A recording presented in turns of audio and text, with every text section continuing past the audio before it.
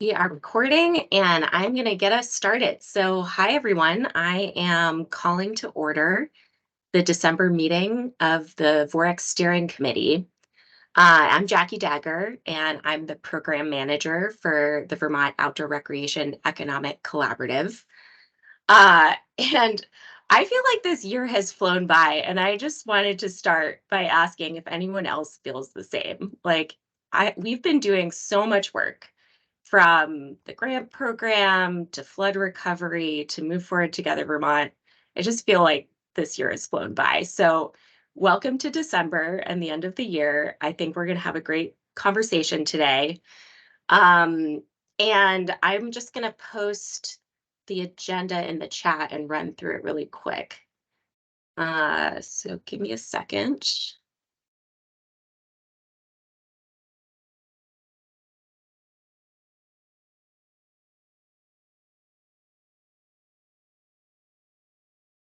Great.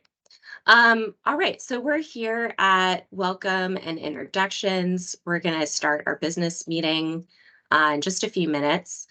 Around 11, we have Lauren Pyle, our new, quickly becoming not new, grant program manager for the Department of Forest Parks and Rec, and she's going to provide us with an update on the VOREC Community Grant application process and a look ahead at the review process coming up at the end of this month and moving into early next year. Around 11:20, we're going to jump into a year-end report out. I have some prompts and hopefully we'll get into some good discussion. And then we'll start to wrap up around 11:50 with public comment, 11:55 with other business, and adjourn at 12 p.m. So we have a couple of hours together this morning. I saw a few other people join while I'm chatting, so thank you all for being here. Welcome. We're going to start with a round of introductions. And as always, if you're listening in, you're not a member of the steering committee or you're not playing an active role in today's meeting, we really appreciate you being here. We know 2 hours is a lot of time, and it's really just we're grateful for your interest in the work that we're doing and the desire to engage. So thank you for being here. So if you are a member of the public calling in, listening in today, I do invite you to go ahead and drop your name and organization in the chat. We'd love to know who's here. Right now, I'm going to do a round of introductions for steering committee members and then staff and partners who are playing an active role in the meeting today. So for the steering committee, when I call your name, please go ahead and unmute and share your name and organization. So I'm going to start with Becca. Thanks, Jackie. I'm Becca Washburn. I'm the Director of Lands Administration and Recreation and Forest Parks and Rec and the Chair of the VOREC Steering Committee. And I'm also taking notes today. So if I look like I'm answering emails, I'm not. I'm actually frantically capturing all of your great ideas. Thanks, Becca. Heather. Good morning, everybody. Heather Pelham. I'm the Commissioner of the Department of Tourism and Marketing and thrilled to be new in the role as Vice Chair for VOREC. So great to see everyone this morning. We're excited to have you, Heather. Mike. Good morning, everybody. Mike Davanis with Green Mountain Club. And Jean. Jean Gervais, Island Pond Chamber of Commerce. And Abby. Morning, everyone. Abby Long, the ED of Kingdom Trail Association. Shelby. Morning, everyone. Shelby Sims from Trust for Public Land. Hey, Drew. Drew Simmons, President of Pale Morning Media, Strategic Communications and PR. We work with companies and organizations in the outdoor sector. Okay. Sorry. Hi there, I'm Carrie Thomas with the Northern Forest Canoe Trail. And Fraser. Good morning, everyone. I am Fraser. I'm on the leadership team at the Orvis Company. Did I miss anyone on the steering committee who's joined a little late? If so, please go ahead and chime in. Great. So then I'm going to move on to staff and partners playing an active role in today's meeting. And Lauren, I'm going to start with you. Hello, I'm Lauren Pyle. I am the Outdoor Recreation Grants Manager with FPR. And Kelly. Hello, everyone. Kelly Alt, Executive Director of the Vermont Outdoor Business Alliance. Great. And then we have Commissioner of the Department of Forest Parks and Rec, Danny Fitzko, here with us this morning. We've been looking for an opportunity to have Danny join us and learn about the work that you all are doing and that we're doing with the VOREC program. So I just want to give Danny the floor and the opportunity to introduce herself. Thank you, Jackie. Good morning, everybody. As Jackie said, Danny Fitzko, Commissioner of FPR. I kind of can't believe that this is my first time actually joining a VOREC meeting, but that's the reality. And so I'm really pleased to be here, and I'm really eager and excited to get to hear what you're doing and learn more and to really be an active and engaged with you all going forward. I was wearing two hats up until a couple weeks ago. Now that I just took one off, I have a little bit more capacity, so I will be more active and really helping to move you all forward. So unfortunately, I have to leave at 11 today because I got a last minute budget meeting pop up, but know that I'm here and behind you all the way. Thanks, Danny. All right. So did I miss anyone who's playing an active role in today's meeting? I know we have some introductions during the business meeting in a little bit, but if I missed anyone, please let me know. Great. Okay, so with that, I'm going to move us along to our business meeting for today and just start by quickly sharing that the October meeting minutes are still in progress, working on pulling those notes together. So we don't have them for approval today, but the plan is to send them out ahead of our next meeting along with the minutes from this meeting. So look for that before our next meeting, which is anticipated probably for February of 2024. So today, we're also trying to keep, I'm going to try and keep us a little closer on time. There's 5 of us giving updates, so we're going to have about 10 minutes per person. We may go a little faster, but that's the goal. And I'm starting us off, so I'm really going to try and be a good example.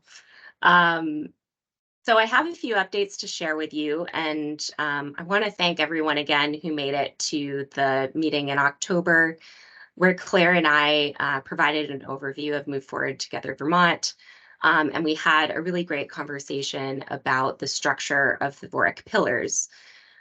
And since that conversation, I've been thinking with Jennifer and RTCA about our next steps. And RTCA has helped us to bring on a consultant, Kearns and West, to help with the visioning and priorities process that we're going to be doing in early 2024. But we thought that is also extra capacity to help us dig into the structure of the VOREC pillars and to explore what we might want to change about those pillars, and also the structure of our program and what we want that to look like moving into activating the vision and priorities that are going to come out of Move Forward Together Vermont. So I wanted to give you all a heads up about that and just, invite any feedback on that idea from you, either, briefly right now, but also, as you're going about your work after this meeting, if you have questions, to reach out and email me. I did think that was a really great conversation, and we want to follow up on that. And I wanted to make sure you know that. So Claire Claire has also been working on bringing on the contractor for the SCORP part of Move Forward Together Vermont, the work on the surveys and data analysis. We're getting really close to having an executed contract, which is great. And we'll be diving into planning for those surveys, survey development, and then working on focus groups starting in January, February next year. Also wanted to let you all know that we're working on filling the open steering committee seats. I know I keep saying this, that, we're working on it, but, we are getting closer. I've been reviewing your feedback and nominations in partnership with Becca and Heather.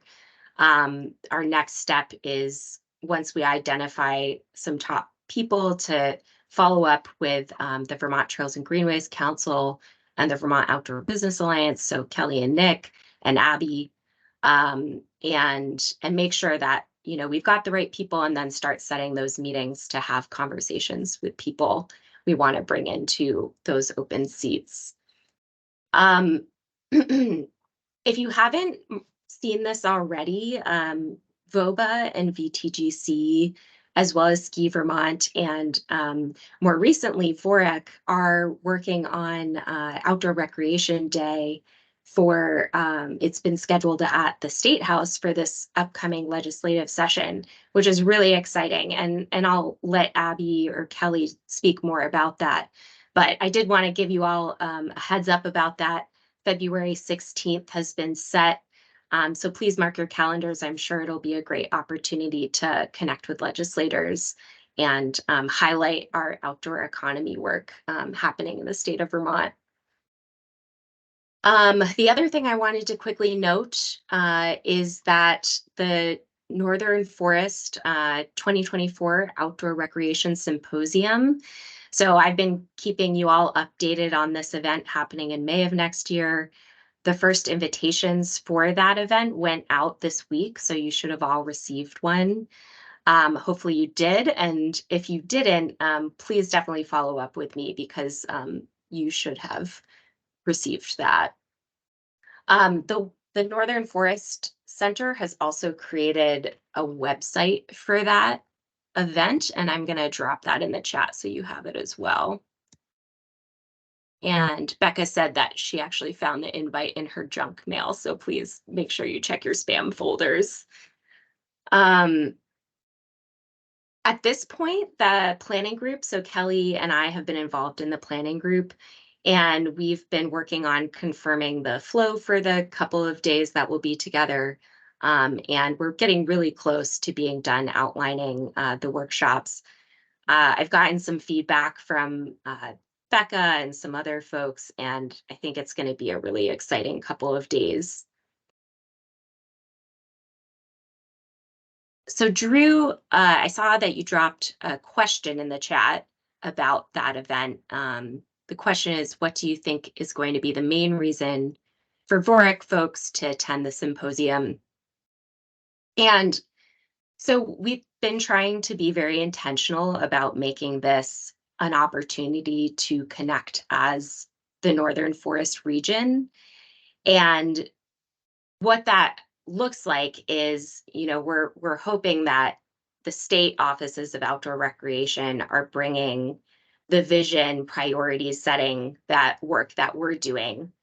So it'll be a time to connect on that, highlight that for our partner states in New York, Maine, and New Hampshire, but then elevate that to, a conversation about our region.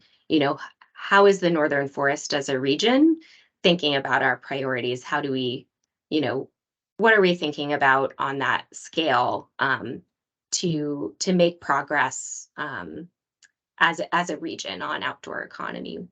And Shelby, I see your hand raised. Go ahead.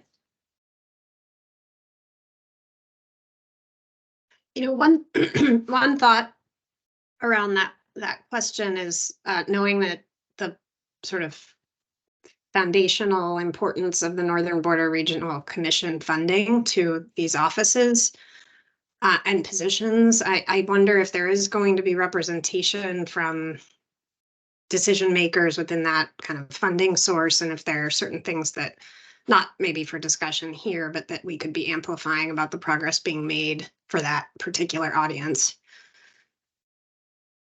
Definitely. Yeah, the Northern Borders Regional Commission is going to be involved. We're going to have some other folks from the national organizations like Outdoor Recreation Roundtable, Outdoor Industry Association involved. So that is the idea. Like, let's identify our priorities as a region so we can start to think about like what we can fund. And that is an outcome that we've been talking about as a planning committee. And Kelly, please obviously jump in here too, since you're involved in that planning. Any other questions? Okay, seeing none, I'm going to move on. So just a couple of last quick things. I'm getting ready to head to the New England Outdoor Economy meeting with Kelly. This is going to be in Shirley, Massachusetts on December 19th. It's a pretty small meeting. It's pretty casual. The purpose is to welcome Paul Jenig and the Massachusetts Office of Outdoor Recreation. There's going to be directors from the offices in Maine and New Hampshire present, as well as representatives from some of our state businesses there. So really an opportunity to get to know the Massachusetts Office of Outdoor Recreation and do some networking. I also wanted to just quickly note that the BEA, if you didn't already know this or in the loop, released their 2022 outdoor recreation numbers on November 17th. And we're going to talk about those more in a little bit, so I won't spend too much time on them now, but just wanted to give you a heads up that Kelly and I have been talking about a press release, and we're hoping that we can get that together pretty soon to push out. Great. Any questions before I move on to our sector updates? And I think I did an okay on time, 10 minutes. You're spot on, Jackie. Awesome. Great. All right, so I'm going to move us along, and Becca, I'm going to turn it over to you first for updates from the Department of Forest Parks and Recreation. Thanks, Jackie. I'm really excited to be able to first and foremost introduce a new member of our department, Gunnar Nurmi. Gunnar, if you want to put your camera on and come off mute and say hello and provide a little background here. Basically, funding for Gunnar's position came about as a result of Act 59 passing out of the legislature to pursue an inventory of permanently protected land in our state and to develop a conservation plan for meeting 30 by 30. So Gunnar started this week and is intended to help provide the agency with support for full engagement in that process. Take it away, Gunnar. Yeah, nice to meet you all. Thanks, Becca. I'm Gunnar Nurmi, the new land acquisition coordinator with FPR. And yeah, my position was funded through Act 59, so I'm gonna be helping out organizing that, but also helping kind of with all things FPR land acquisition. So, which, naturally bleeds into recreation a lot. So I'm really excited to be here. I come from Maine, where I was working for a land trust for the past couple of years over there. And I'm living in Waterbury now and really excited to be here. And fit right in when on the first day reported that he skinned Bolton and had been to Mad River. So, just among friends here. Moving right along and pivoting right into Act 59, I think you all know, based on updates that I've provided and just paying attention to what is so exciting about the passage of this bill, it's taken us some time to get ourselves organized. I called this kind of the storming phase of putting together some structure, getting a contractor on board for a pretty complex initiative, this inventory and conservation planning work, in order for it to be authentic, inclusive, and really meaningful for all of us and really all the members of Vermont. So we're seeing that structure start to settle in and take shape. Hosted a launch event last week. I know many of you were able to participate. Stakeholder and partner interviews have begun. Many of you may have already been contacted by the contractors to set up these interviews. We've also established working groups that are really focused on the specific elements within the bill as it was established, thinking about the definitions of the different conservation categories, how aquatics protections fit in here, how agricultural lands could contribute to the goals of the bill, and then in what ways state lands can advance the targets around bioreserve areas. So some of this, as I said, starting to take shape. In addition to the stakeholder and partner interviews, we'll be working on developing focus group meetings. And I know Jackie and Trey have already been in discussions about the possibility of having VOREC host a focus group meeting on behalf of the outdoor rec community. So you can expect to hear more from us on that as details start to take shape. Pivoting now to another of our favorite topics, Act 250. The Natural Resources Board just released a legislative study draft report. Thanks to Abby for sitting on that committee. I know you were there representing Kingdom Trails. This study was really intended to focus in three main areas, I think: fee structure, governance structure, and then potential adjustments to jurisdiction that, in their words, encourage development in designated areas while maintaining intact rural working lands and the protection of natural resources of statewide significance. So, you know, not a small undertaking on the part of this study group. The NRB issued a press release yesterday with a copy of the draft report and an invitation to an online public meeting that'll be held on December 14th from 5:30 to 7:30. If folks haven't seen that, we can follow up with a copy of that press release so that you can put this on your calendars. It's great, you know, right before whatever holiday party you might have planned for that evening. Next on my list was a grant staff update. I have to give huge thanks to Lauren and Claire and Jackie, who've just done outstanding work to stand up the VOREC and Rec Trails program grant rounds this year. They're both live right now, seeing a lot of activity in the space. So thank you so much to staff for just doing a Herculean amount of work to get that stood up. We're also working on a timeline for the Land and Water Conservation Fund that would likely have the next round launching in early 2024. So another possible $2.5 million being invested in outdoor recreation in Vermont. I think that brings us to almost $9 million that we're looking to try and invest over this next year. We'll see what that looks like and be able to celebrate those accomplishments very soon.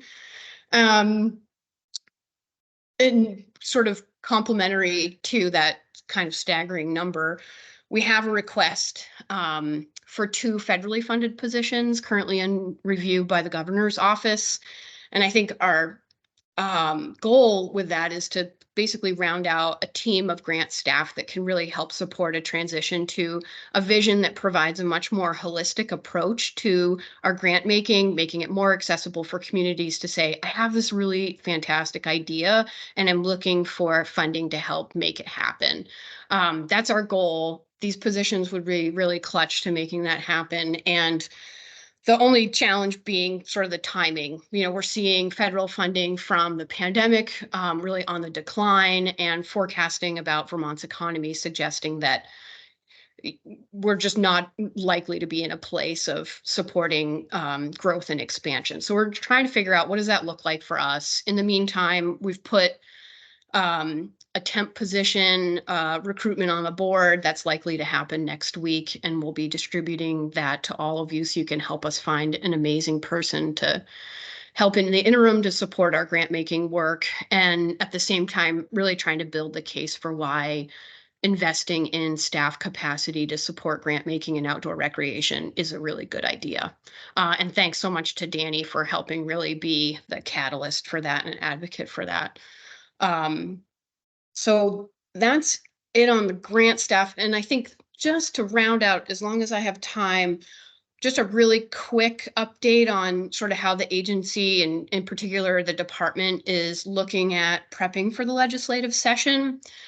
We have this really handy countdown that's, in the corner of the screen all the time, and it says there are 25 days left until the session starts. We had a retreat yesterday for FPR's management team to just dial in and what does it look like for us to engage proactively and positively during the legislative session.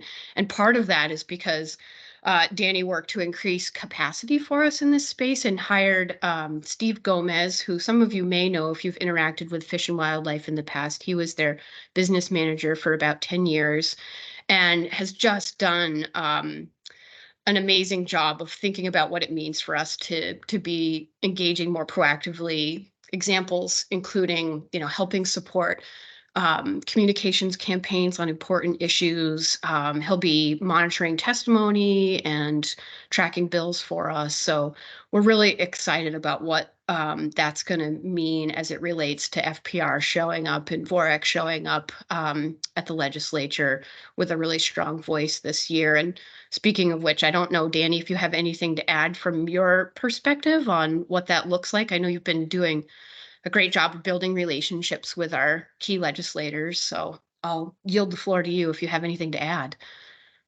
No, you did a great job. Just looking forward to being more proactive, to helping to tell the story, to get out of communications, be more present there.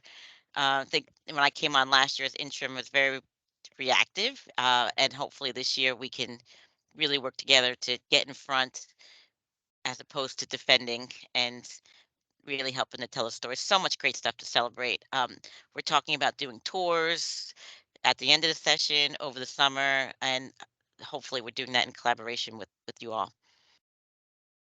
Thanks, Danny. So unless anybody has any questions about the updates I provided, that's all that I had prepared. Great. I'm not seeing any, Becca. So Heather, I'm going to turn it over to you for updates from the Agency of Commerce and Community Development.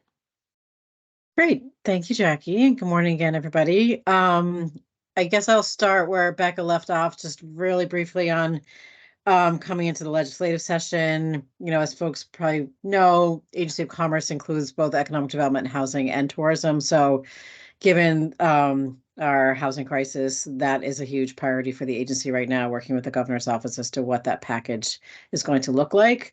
It's a lean budget year. If anyone hasn't heard that yet, it's a much different landscape than it has been for the last couple of years. So I would just caution folks to think in that mindset in terms of there's not a lot of money to go around when you hear about one-time initiatives and so forth. But we are working closely with the governor's office on what we can do to advance housing as well as workforce in the state.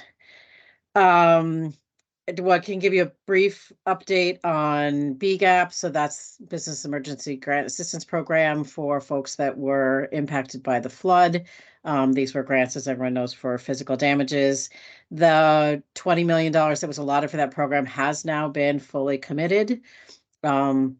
Over 600 businesses were assisted, and we hope to have that list of recipients posted.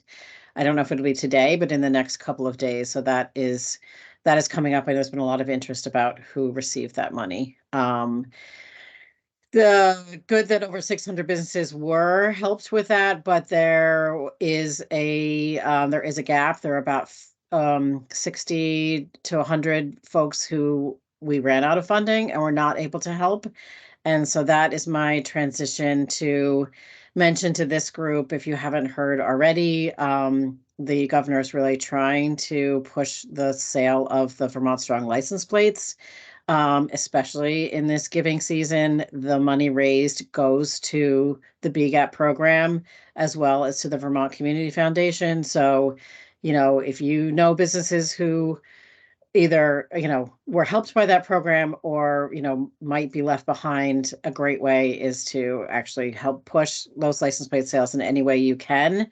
One thing that they've tried to make a little bit easier is if you know anybody who might be interested in acting as a financial agent to sell plates in bulk, So that could either be, a business who wants to give them to their employees, as a charitable something, or, if you as an association would be able to buy the plates and give to, retailers who could sell them in that kind of in a retail location. We were hoping to sell more plates that way in the past, but you have to buy the plates first because there was an administrative kerfuffle last time around. But if anybody's in a position where they might be willing to buy some plates in bulk that either then could be sold in a retail location or otherwise, if there was some corporate giving involved, please let me know, because again, that will go to help fund the Vermont Community Foundation and the BGAP program. Other two things I was going to mention quickly is that we are now switching Department of Tourism. I'm sure you guys have all heard we're having this eclipse thing that's going to happen April 8th. It's going to come whether we like it or not. It's a bit of a tricky moving subject because it's April, so it could rain, it could snow, it will be muddy. We don't know if we're going to have, 20,000 people who might show up, or 150,000 people who might show up in the state. As state agencies, we have been working together to figure out what it looks like to prepare for that. Tourism has been in the lead with that, with the Vermont Emergency Management kind of in the back end, to make sure that we are trying to think of any contingency so that all that work gets done in the background, and what visitors and residents see is just hopefully a good event that goes smoothly.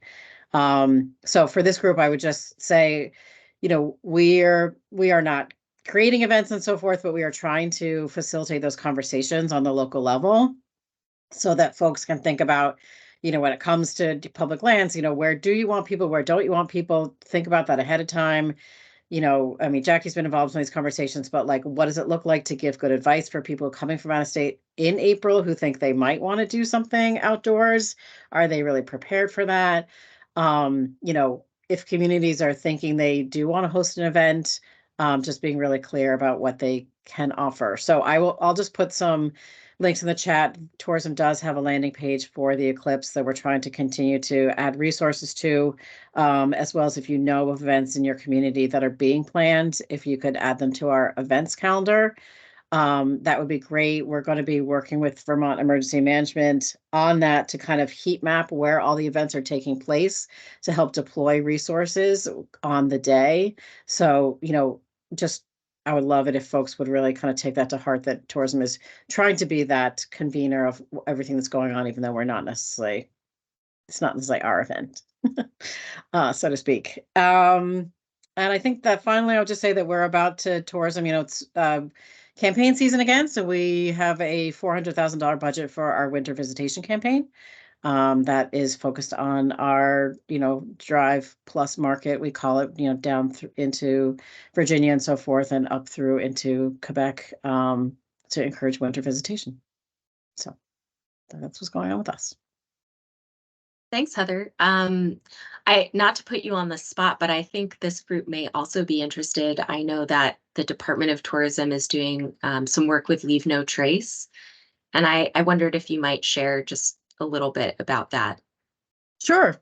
So one of the projects that we were working on this summer was a series of videos that we'd be able to use in the next summer season, so in 2024, to promote visitation. And there was a series of 3, and one of them that we wanted to focus on Leave No Trace I would say Leave No Trace light. So I'll be honest, our first goal is to promote visitation, but how to do that?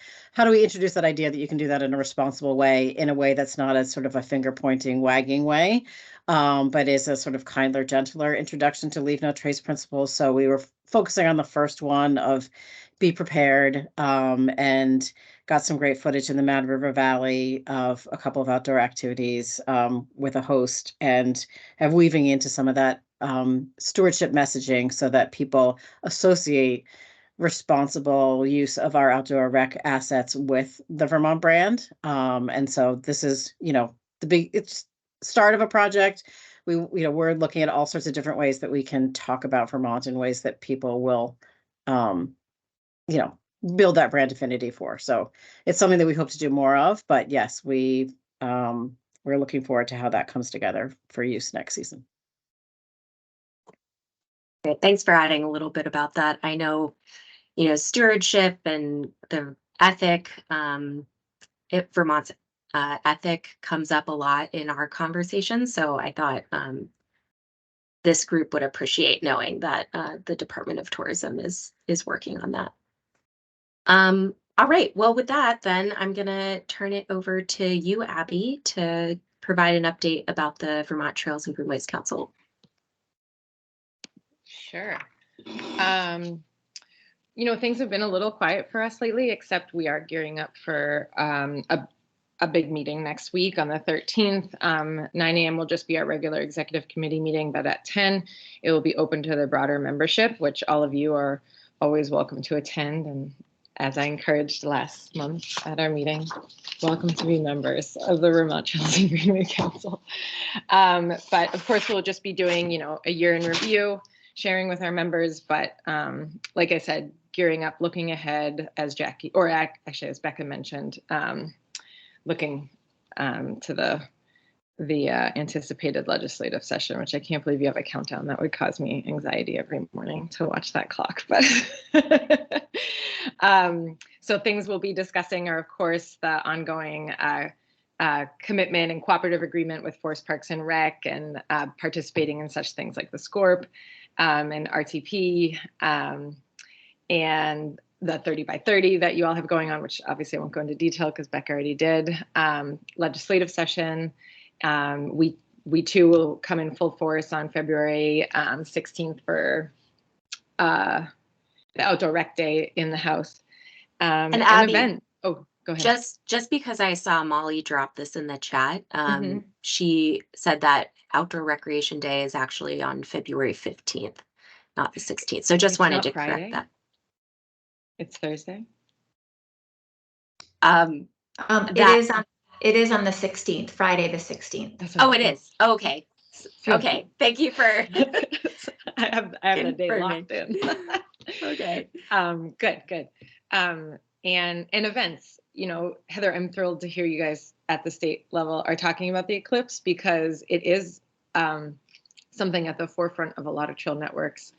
Mine's, KT is technically closed during that April month. And that's a little frightening that a whole bunch of folks are going to show up and want to get a great view with no city lights. And I was actually in Wyoming a couple of years ago when that big hoopla happened, and it's madness. So there will absolutely have to be some educational efforts, advanced educational efforts. So knowing that there might be a unified voice coming from the state and trail groups will be really helpful for the individual trail groups to take advantage of and lean on.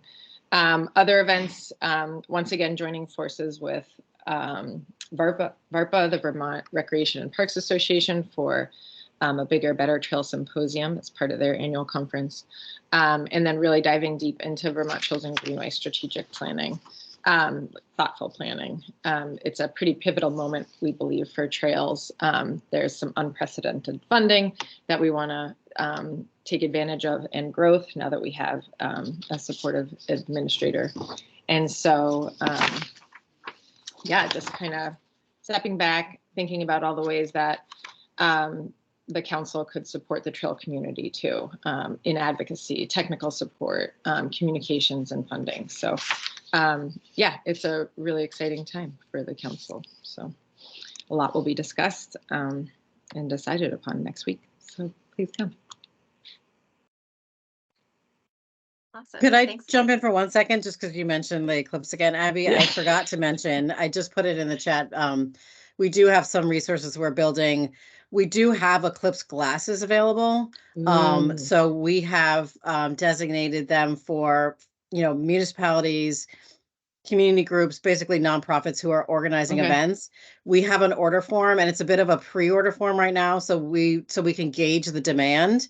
So feel free to, if you are organizing an event, or your community is, put in your order. We will ship them in March. But it's just going to help. We don't really know what the demand is yet, so we might have more. But anyway, we do have eclipse glasses that we have purchased to distribute. And Abby, or for anybody else who's trying to figure out how to, what what we are thinking might happen. There are some working groups that are being formed around the eclipse, so feel free to reach out to me and we can have a longer conversation about that. Thanks for that. Great. Sounds good. Lots going on. So Kelly, I'm going to turn it over to you for an update from the Vermont Outdoor Business Alliance. Sure. Thank you for the opportunity. And I know some of our updates have already been included in some of the other updates, so I won't duplicate them, but I'm happy to answer any questions like about the Northern Forest Outdoor Recreation Symposium, about the BEA release. I'm sure we'll have more information going out in the coming weeks on those two things. But I guess the big news I'll start with is just the Outdoor Economy Summit on November 2nd. Thank you to many of you who are able to come. And if you weren't, we missed you. But I know there will be a lot of follow-up from those conversations because it was such a robust day of workshops with morning forums on conservation, and we were excited to work with VOREC on a Moving Forward Together Vermont session to begin to brainstorm business priorities over the next few years. And then the main program was just full of conversations from workforce to marketing. And it was really exciting to have Governor Scott open with remarks and talk about the VOREC grant program and talk about some of the investments that have been made by the administration in the outdoor recreation space, whether that's infrastructure, our communities, or the economy. And then to have Treasurer Pichak close the day with just summarizing summarizing the way that the outdoor sector is important to a climate resilient future for the state, and that the work that his office has been doing, and even just through the meetings with the credit region agencies, the reputation that Vermont has for the outdoor industry driving a lot of our stability and resiliency in the future is exciting. And I know the BEA numbers validate some of those economic impacts. I will say that the recordings to many of the sessions, especially those that were in the reef room, the main room, we do have those recordings available, and I'll go ahead and put the link in the chat afterwards. But more immediate is our next event, and I'll make a little plug for our benefit show, which is on December 16th in Burlington at the Main Street Landing Performing Arts Center at the Film House. We are doing a partnership with Vermont-raised photographer Ming Poon to do a slideshow of his visit to the Arctic National Wildlife Refuge with a Vermont researcher and a group of students. And he's going to bring some of those stories and some of those images about the tribes up there and their work in advocating for climate change. He spent time with several tribal elders, and it's just a great story about climate change and reinforces some of the work happening here in Vermont on climate action. And then the other theme that integrates into the event is outdoor equity, as Ming, as a BIPOC outdoor professional raised in Vermont, being able to access outdoor recreation and snowboarding at an early age, which really set him on a career path as a professional. And so we have several beneficiaries from the fundraising aspects of the event that will be able to support their outdoor programming. And that includes Powered Magazine with their 4-season outdoor events that they are planning for 2024, and also the Ski and Ride program by the Association of Africans Living in Vermont. And they do plan to get 80 refugees, new Americans, and BIPOC youth out on the slopes this winter. So that event will just be a great way to elevate some of the work happening in Vermont around climate resiliency and outdoor equity, and also just enjoy stories from another place that feel very relevant to what we're experiencing here in the state.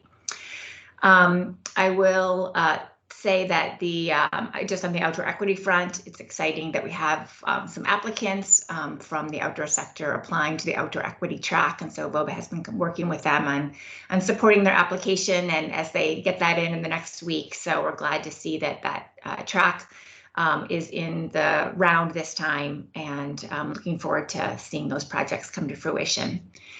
I wanted to segue into our work around a policy agenda, and we've been working over the last month since kicking off a discussion at the summit about what are the priorities the outdoor sector wants to lean in on in the next session, or support others that are being a lead. And so we have published our policy survey. I encourage you all to take it if you haven't already done so. We've had close to 40 respondents, and we are really getting some good information on a variety of issues, beginning with flood recovery and issues around climate mitigation and resiliency. You know, what can we do not only to reopen and address the impacts from last summer, especially around physical and economic injury, but how can we look forward and make investments in our sector so we can be resilient in the future, we can prevent future impacts. And so we're getting some really good information about what businesses would like to see in terms of continued investment in that recovery for physical impacts and economic injury, as well as what they would use some climate resiliency funding for in terms of investing in innovation and diversification of their products and services, really continuing to promote businesses, products and places in Vermont so we can continue to do the work that the Vermont Department of Tourism and Marketing is doing and bring people back and show that Vermont is a great place to visit, and our businesses are a great place to shop, especially this holiday season and during the winter season. Some of the other issues in our survey: workforce development. We continue to hear about affordable housing to support attracting and retaining employees. And then, of course, that continued investment in professional development and education pathways, not just for our technical occupations like we're doing in the VOREC grant program, but also in business innovation, entrepreneurship, product innovation, especially as a lot of the industry moves on their sustainability initiatives. And some of those will be forced upon them, like the PFAS bill, which will also be engaged in this year, where forever chemicals are going to be removed from a lot of our outdoor products, our jackets or accessories, ski wax, and businesses are all on board to make that change happen. But there's a lot of work that will need to happen between now and when those deadlines are executed. And then we've also been getting feedback on conservation and sustainable recreation and what businesses would like to see or how they would like to support work and stewardship in outdoor accessibility and in other efforts. So that's been exciting. We are going to host a legislative forum where we'll release our priorities at a forum at Outdoor Gear Exchange at their new Essex store on January 22nd. So if you'd like to come up there for a coffee, breakfast, and hear about outdoor sector policy issues, then put that on your calendar for 9 a.m. Lastly, I just want to talk about our VOREC project. So we've been doing some really exciting work on our business development track within our VOREC grant. And this was a pot of funds that we have dedicated to support business development and technical assistance to a cohort of small and emerging businesses that are linked to our outdoor communities and are working to develop their products and services to provide access to users. And we have a set of criteria that has guided the cohort, which is around kind of being sustainable, female founders, a lot of these characteristics that are part of our outdoor brand when people think about Vermont and Vermont companies. And so we've really been able to support these businesses in a series of strategies, market access, and financing needs through a series of consultations and workshops. We did have a collaborative booth at the Snowbound Expo in November, and that was a really exciting effort for a number of companies who've never been to a show or haven't had that experience of really interacting with customers like that Consumer Expo offered. And that was a really great business development. Just wanted to put on your calendar again, the Vermont Gear Makers Festival in April is scheduled for the 27th of April. So post-eclipse, thankfully, but will be a great opportunity to celebrate gear and apparel manufacturing in the state. I guess I'll also just mention briefly that we are going to be diving into our education workforce projects as part of our VOREC grant in January with our cohorts of retail shops and trail builders. We have a series of trainings scheduled for the spring, so we'll be finalizing the design and operations and the partnership with educational institutions. And these trainings are designed to really support the onboarding or the prospective employee needs of shops and crews that are hiring for the summer season. So that's going to be unfolding and there'll be more information, but we're pretty excited about how the VOREC grant has allowed us to develop these trainings that are really designed to support the job seeking and the job hiring needs of the sector. Thank you, Kelly. So much great work happening. So we did great on time. Thank you everyone for sticking to 10 minutes or less. Round of applause.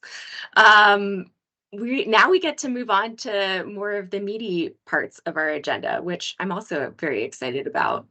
And it was incredible to hear all those updates as well. I think it just, again, reflects how much work has happened this year, truly. But I'm going to turn it over now to Lauren to share with us an update on the VOREC Community Grant Program that's live right now. And yeah, Lauren, I'll turn it over to you. Thanks, Jackie. I'll pull up my slides here so we can see that. I've just got a couple of images to share with you all as we have this conversation. So the VOREC community grants, if it's been a little while since you've thought about them, we are right now in the midst of the application phases. For those of you who are submitting a proposal or partnering on a proposal, you know this, right? Applications are due next Friday. So that is Friday, December 15th. We already have a small handful of applications in, and we've performed our first, a new feature that we've offered this year is a completeness check for some of our early submissions, where our staff have reviewed the applications that are submitted, and all we are doing is just making sure that the materials that are required for that project are available in the database so that the applications are complete. And we've been reaching out to applicants where that's not the case. So we did the first one of those this past week. We had 4 applications as of Wednesday last week, but we've been talking and fielding a lot of questions. We'll have another completeness check this upcoming Wednesday before the final deadline on the 15th. And then after the 15th, we have about 2.5 months for this program that is dedicated to the grant review and selection process. That'll be where both internally, we're preparing packets. I'll be going over the review process later, going through scoring and ranking, making determinations and selections. And then come March through the end of May, we'll be developing grant agreements. And then as soon as those grant agreements are signed and ready, that's when our grantees can get to work. And they'll have about 1.5 years to implement this. And just as a quick refresher, we do have 4 tracks for the VOREC Community Grant Program this year. We have the implementation track for those like shovel ready or program ready to go pieces. The project development track for planning and the projects that need a little bit more prior preparation before they're in that implementation ready phase. We have the outdoor equity track and the flood recovery tracks, which are both new and have no minimums associated with them. And so just wanted to share you with that quick highlight some of the things we've been hearing so far. The first is that there is a lot of interest in the VOREC community grant programs. Absolutely a ton. I'm currently fielding in the neighborhood of 15 to 20 inquiries per day with this. Jackie, go ahead. I didn't want to interrupt your flow, but I did think that this group would also be really excited to hear about the open office hours that you and Claire have been running. Just in addition to those checks that Claire and Lauren are doing, they've been holding a series of open office hours, which I know some of you have participated in, but those are intended to better support applicants to the grant program as they're thinking through their projects, looking at the full application. And we really felt in reflecting on the last grant program for fiscal year 22 that we wanted to provide that additional support for this grant round, especially knowing that we weren't doing a letter of interest phase, to make sure folks had access to FPR for any questions they might have coming up. So thanks, Lauren. Thanks, Jackie. Yeah, but that's a lot of interest piece, right? Like we had, thanks Jackie for sharing that, because we've been having a lot of interest. We're fielding a lot of emails, a lot of questions, a lot of support. And so we've been providing and responding to this interest in 2 ways. One is by email. And so, as I mentioned, we've got a lot of questions coming in. We're actively monitoring our inbox, trying to get back to folks as quickly as possible. And something I thought the steering committee would be really interested to know is that particularly we've received a lot of interest around the outdoor equity track, which is new this year. And it is the only track in which businesses are eligible. And so the questions that we're getting are not just from businesses, it's from municipalities, nonprofits, other entities as well. But it's been there's been a lot of interest in it. We actually are suspecting that we're going to get a lot of applications within that. And so now I'll skip down to my last bullet point, because with that interest, people have been really appreciating the increased communication that we've been able to do with having increased staff capacity on the FPR team. So Jackie mentioned the open office hours. We were able to do a series of 4 of those throughout October and December, and just about all of them were well attended. I think the smallest one had, it was about 12 people on it. The greatest ones had close to 30. And that's in addition to an informational webinar.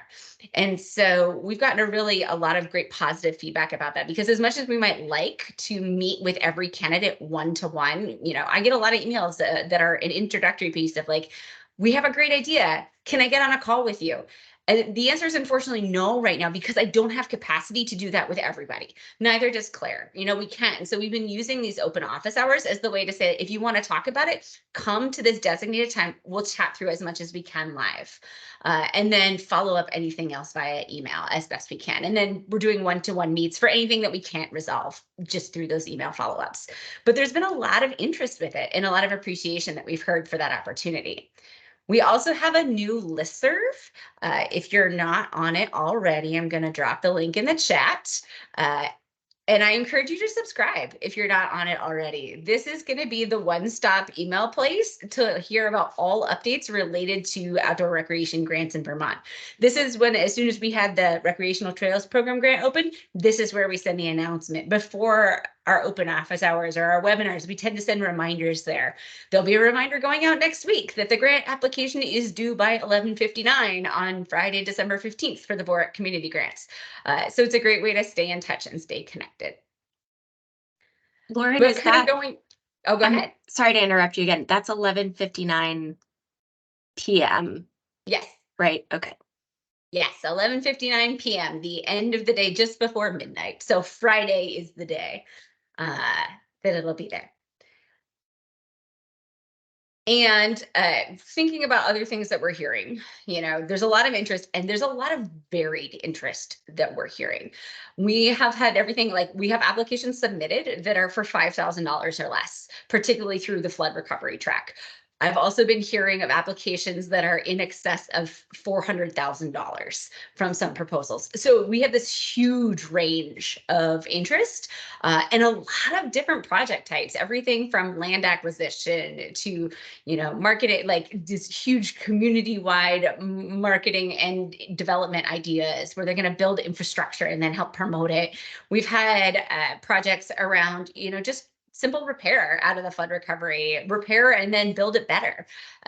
We've had information around, how can we go and get our wetlands permits? Because we have this really great construction project, and that's a huge piece for us. Like, how do we go through that permitting and planning process to really get to an executed design? And so it's this huge range of projects that we're getting, and some of them are really big. It's really phenomenal, and big is relative. So I mentioned we have dollars that are big. We also have ones where we've been talking to applicants where they've gotten together, 10 different nonprofits and businesses in a single community that are all coming together on a single proposal. They're really uniting the community that way. And then we have other ones that are big in terms of capacity building for up and coming organizations. We've had organizations that are all volunteer who are looking at this grant to make the leap to hiring their very first ever staff. Which is huge. It's going to be really, really interesting to see how it all comes together. And we've been getting a lot of questions, things that we're like, that is really great. we should put that together. We should answer that for everybody. And so if you haven't checked out, if you're curious to know the kinds of questions we've been fielding, we've been updating the FAQ document regularly throughout this process. And so I've just dropped the link in the chat to that so you can see that as well. And so those are some of the things that we've been hearing. Wanted to take a moment here and pause and have this like opportunity for you to share advice of like, what are you hearing about this grant program? You know, what are things that you've heard through partners or community members or in conversations that you've heard?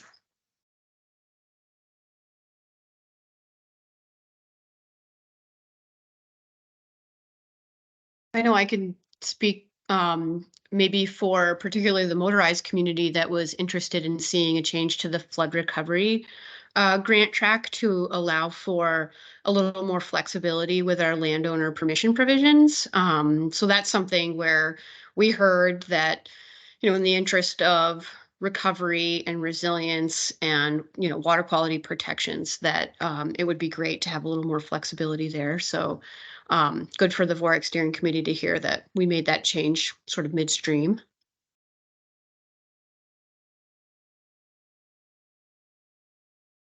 For the folks on the steering committee, have you been hearing anything that you think that your peers on the steering committee should know about this grant program?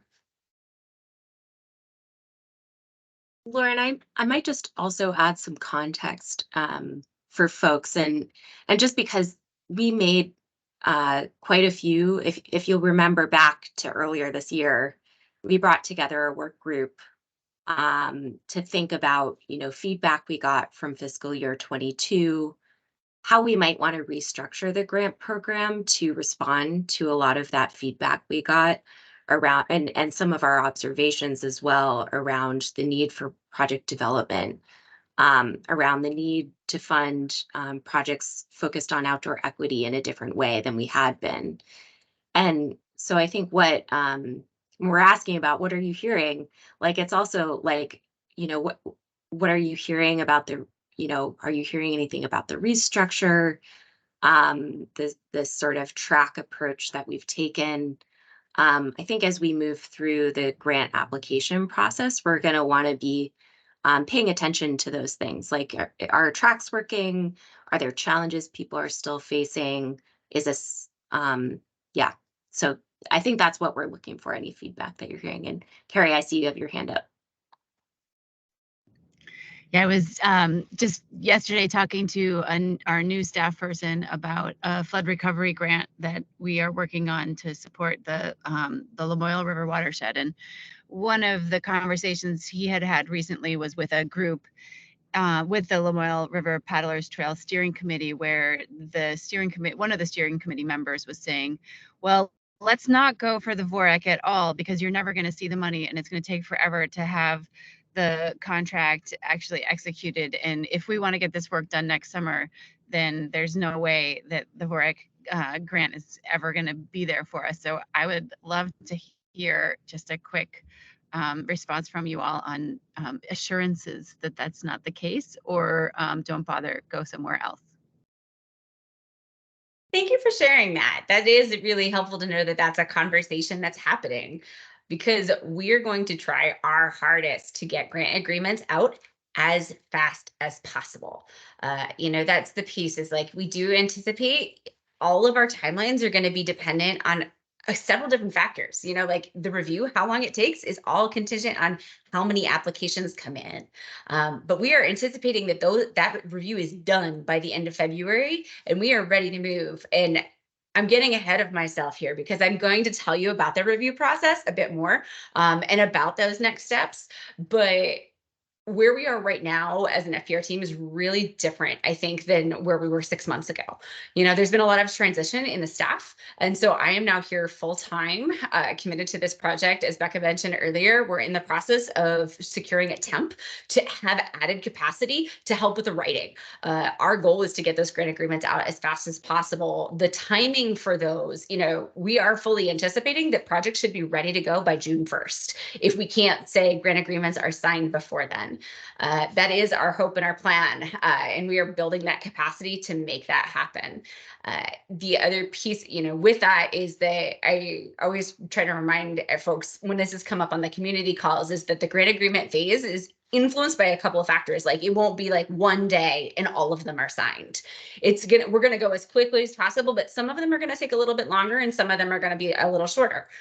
Things like our flood recovery proposals, especially if the work has already been completed, like that's a lower on the whole potentially complexity project than something that's going forward. So we have to figure that out with the sides is the complexity of the project. If there are things with compliance checks that come up, in terms of is the grantee in good standing with the state? How are we doing on that? Like the business risk assessment? Are we getting the documents from the grantees? And then also just grantee responsiveness actually does influence the time. Like how quickly do we turn around stuff? We've had grant agreements for some grants where we're reaching out and we're saying, hey, this is your next step. And you all are busy. Like the grantees are busy. We get it. But if it takes a month to get back to our email, that just draws the time out. And so we are trying to build that capacity now. And I'm working on building structures so that we can check in with folks. So even if it falls off somebody's plate, I can help nudge it back up to keep things moving. But that is fully our goal, to keep it going. So thanks for sharing that. Does that hopefully address your thoughts, Carrie? Yeah, that's great. And that is what I told him, because as part of the steering committee, I've been, keeping track of FPR staffing and the intentions to make that so. But it's great to hear that you guys all feel confident. And Lauren, it sounds you're doing an amazing job just with this presentation. And from what I've heard from everyone who's reached out to you, that they've felt very, your responses and your ability to get back to people and the information that's been available has been really fantastic. So great job. Thank you. Mike, do you have something you've been hearing you'd like to share?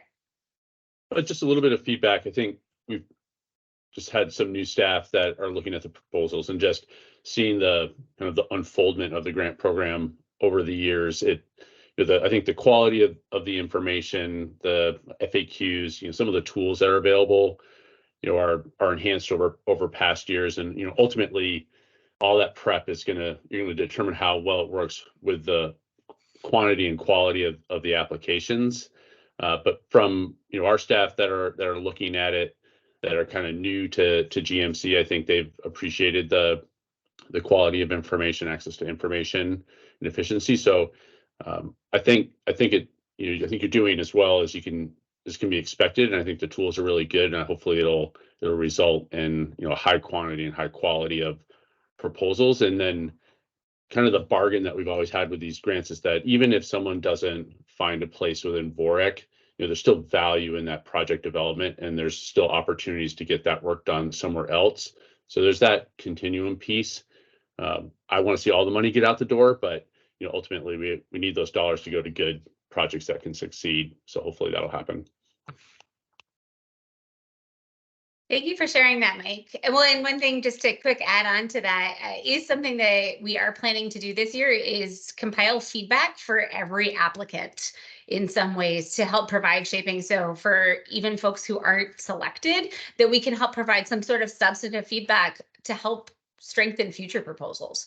And whether that feedback is your proposal was great, we just received 20 grants from the same community and had to make a choice. There's that piece versus the reviewers saw what you were looking for, but maybe this piece could have been stronger. So we're trying to add that into the system this year to help grow those skills. Fraser. I was just going to share that, I come in contact and hear things when I'm actually having a readout at a VOREC meeting, when we go to locations, or I visit one on my own. And mostly what I come in contact with is really positive, and the feedback that I get is really, really positive. Of course, we're funding communities to build outdoor recreation and resources for outdoor recreation, so that that's a very positive message. But I think I have 2 points, and I think we've talked about these all before, so they're not new points, but I think they're really critical. One is these communities and these people are so devoted and committed, and they are our best storytellers. And so the opportunity to leverage that in support of this amazing program and continuing to get funding stream, I think is really meaningful and important. And then the other thing is just the logistical, and you mentioned it, in the amount of time it takes people to get back to you. These are largely people in the community who are entirely volunteer and juggling who knows what else in their lives, but resource support for what it takes to put together a compelling application is, I think, also something for us to continue to be thinking about. Thank you for sharing that, Fraser. And that'll be something that I know we've talked internally as a team of, like, what are ways that we can collect those feedback from folks to help shape the program as it evolves. It's been one of the fun things for me as I'm talking with prospective grantees is to share a bit about just how much it's changed now that we're sitting in the fourth cycle, and how much we're still learning and changing the program as it goes, potentially as it goes forward. So those would be great pieces to collect as we go through that process of reflection, because there's a lot of things we're learning. And that's really one of the last pieces that we're hearing, is that we are going to need help with this. We are going to need an expert review team. Based on the amount of interest we're hearing, we are anticipating potentially over 100 proposals coming in, which is significantly different than if you've been involved with the scoring for, say, like the recreational trails program in the past, where you're like, great, we have 24. Like, we're looking at potentially over 100. And I am aware of multiple proposals that are coming out of the same geographic communities. Sometimes there are multiple proposals that are being submitted by the same lead applicant because they have a flood recovery proposal and they want to put in an outdoor equity proposal and they have an implementation proposal. So sometimes it's that, sometimes it's just everyone within that community. We're getting multiple interests from, the municipality, these fleet of nonprofits, these, these businesses who are eligible. There's just a lot of interest in the same area. And there are things that it kind of pushes the edges of the VOREC grant priorities that we don't know, and we need the review committee to help us understand. We've gotten a lot of inquiries about general recreation assets, things like playgrounds and skate parks and pickleball courts and ice skating rink covers. And we have some blanket language that we've been using to say yes, and it needs to connect to the overall outdoor recreation economy. Like, you need to make the connection. Just installing a playground or just repairing a trail doesn't make a compelling proposal. But how well they do that is going to be something we need the grant committee, the review committee, to help us determine. And we've gotten applications that have helped to identify, in many ways, we're like, we didn't know that. We didn't think anyone would put that in, but there it goes. Is like, we've had interest from private businesses through the outdoor equity track about land acquisition to say, can we buy my business a piece of land? And we're like, that is a great question, and one we don't have any explicit guidance that says definitively no within our grant materials, but we need help, which is why part of why I'm here today. Part of it is to share the update, but we need your help in particular. And there are two ways that we'd love to have you engaged, because with this volume of proposals, we don't expect any reviewer to read all 100 of them, other than our staff, right? Who are mostly doing our compliance checks behind the scenes, those sorts of pieces. We don't expect anyone to be able to truly give thoughtful consideration to over 100 proposals. And so we have two ways. The way the review committee is going to work is that we're going to have a scoring committee followed by a ranking committee. And the scoring committee is the folks who are on that scoring committee are going to score about 15 applications each using a provided rubric. And they're going to do that independently on their own time during the month of January. And we're estimating that'll take about 5 to 10 hours, but it all depends on how quickly people read and process information. And we've put an open call to participate into that. We've put it, if you are on our listserv already, you've seen that call come out. We have put that as an opportunity, and folks can be applicants within that. They're just not going to score their own track. And so we're going to have this numeric piece. And I'll put if you're interested in the scoring committee, we'd love to have your help. I just put a link to the position description and then the online interest form in the chat there. This is the opportunity to do a lot of the numeric evaluation of the grants using the criteria that are outlined in the proposal. And so it'll be that opportunity, because our goal is to have every application looked at by 3 people so that we can average those scores together and have that quantitative number. But that number is not everything. And so that's why we're going to have the ranking committee as a separate piece. And so for the ranking committee, if I have my right windows going, the ranking committee is going to also do some scoring, right? That first initial step. But then following that, after I've been able to compile all the scores, they're going to come together with different staff facilitators to engage in about a half-day meeting that'll be a virtual meeting for qualitative assessment, where we're looking at things that didn't get captured in the numbers, right? Like, what do we do when we have 5 or 10 top scoring proposals from the same geographic community? What if they're all hiking proposals and we don't have any other types of recreation represented? How are we balancing urban versus rural proposals? How are we balancing truly how well these connect to the goals of the grant program? Are there things that we're missing from the rubric that are important considerations for the funding? And so they're going to be taking those scores and doing an additional layer of review to ensure that the final list of recommended grantees is what should be the list that matches the priorities and the goals of the grant and supports as many projects as we can. And so that one we do anticipate is going to be a little bit longer of a lift because of that time. We're thinking it'll be about 10 to 15 hours total. And this one is by invitation only. And you are invited. We actually are holding one space on each of our committees. And I'm going to get into this next 4 VOREC steering committees.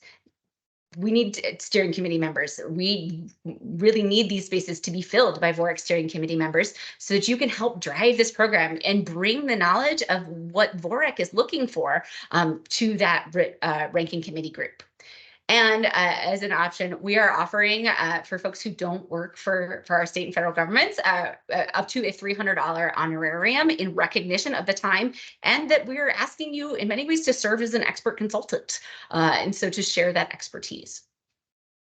And so if you're starting to think going, I'm interested in this ranking committee thing, we do have 2 committees that we're looking for folks to help with. The first is the Outdoor Equity Committee, because we're going to have the proposals reviewed in many ways by track.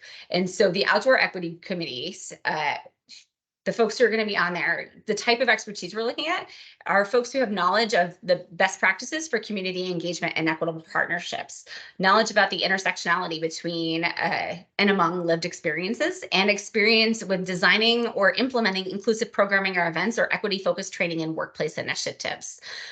People who can speak to that, have that understanding and that knowledge of maybe things that not everybody knows, right? And so just to give you an example from a programming side, like my background is in education. And so I have done 30-minute field trip programs for 2nd graders where you do, like, I can do 250 kids in a day, back to back to back 30-minute programs. There's also the entirely different experience to say, we're going to work with 25 kids and we're going to work with them over the course of a month, an hour a week, and they're going to have a much deeper experience. And so do we go for breadth or do we go for depth? Like, these are some of the expertise that we need to have. Like, what is reasonable? If somebody is proposing to bring in an equity consultant to work with their business or their organization, what would be a great best practice? Is what they're proposing actually going to move the needle, or does this feel like something that doesn't quite align with the grant as much? And so there's the outdoor equity track. We'll want 1 VOREC steering committee member to serve on that committee. And then we're lumping together project development and implementation together because we see those as having a lot of overlapping expertise. Again, we want to have that knowledge, best practices for community engagement and equitable partnerships, but we also would love to have some expertise with construction and design. We want to see some expertise related to the understanding of equity in larger contexts, right? Because the equity and inclusion is a priority across all of our grant tracks. But even if it's not a leading piece, how do we say yes and to say you want to do project development and you're focusing on that? And how do we evaluate those different pieces? And so we need your expertise. And so if you are interested in serving in this role, please let Jackie know. As a VOREC steering committee member. So she's going to be helping to identify the folks for this. And if there are multiple folks, even better. That would be great. We'd love to have that conversation. And so please engage in this process. Please help shape this grant and to do those final pieces, because you've done so much so far. And really the final product, we really need your voice. And so that was what I had to share. I want to pause. I'll stop sharing my screen and just ask for any questions about those committees, that review process, or anything else related to the VOREC community grants.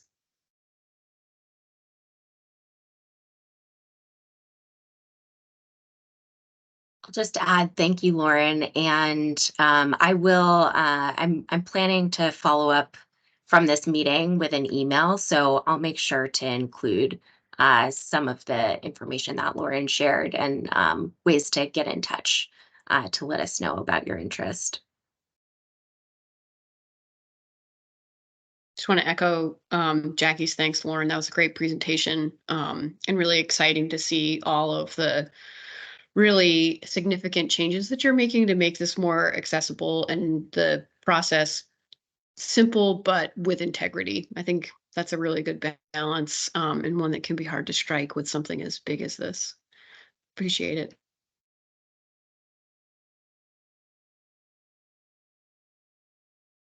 Great. I'm not seeing any other hands with questions. I do see a note from Fraser in the chat saying great update, Lauren. So thank you again, Lauren. Thanks for being here and the work that you're doing on the program. Very excited for what's to come in 2024 with that. So with that, I'm going to move us ahead to our year-end report out and discussion. And I'm going to start by hopefully not over presenting to you, but I am going to share my screen and do a little presentation because I want to celebrate what we've done this year and take some time to review that with you all. So give me a moment while I get this set up.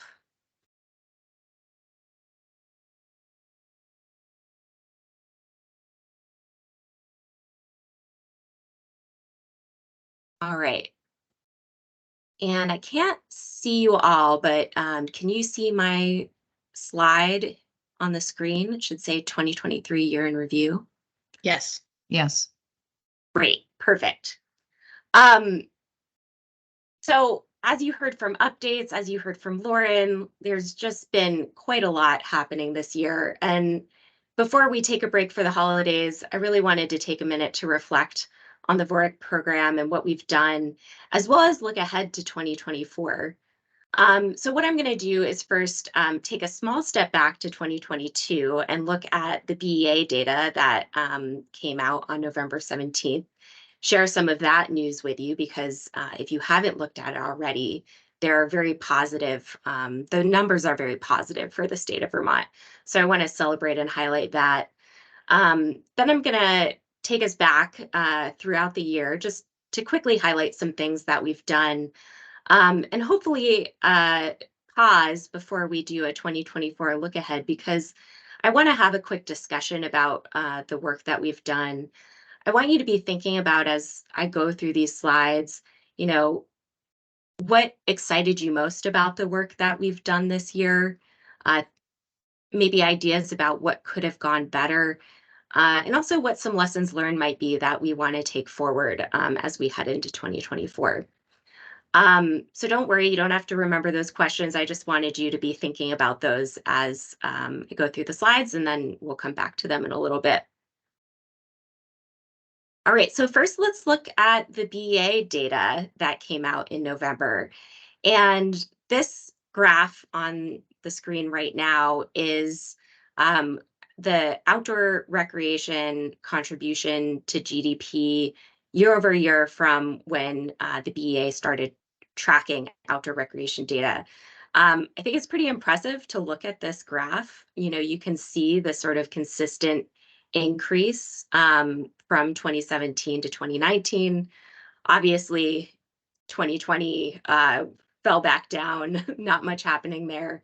But as we started to recover from 2021, you see we almost got back up to the numbers we had in 2019. And then in 2022, we skyrocketed and grew by more than we had between 2017 and 2019. So just wanted to show that as a reflection of like how big 2022 was. And if you start to think back to what was happening in 2022, you start to understand a little bit about what reasons why that might have been. We had historic state park visitation.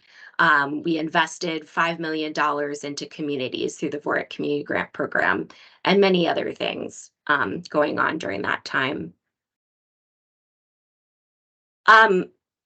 So digging into the BEA data from 2022, the headline for 2022 is really outdoor recreation made up 4.6% of Vermont's economy, making Vermont the second state in the country in value outdoor recreation adds to state economy.